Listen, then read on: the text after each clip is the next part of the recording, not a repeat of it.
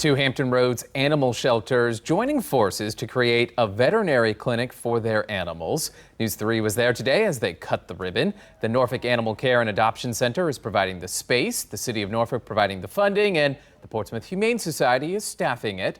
Bureau Manager Michelle Dawson says this is a dream that was 2 years in the making.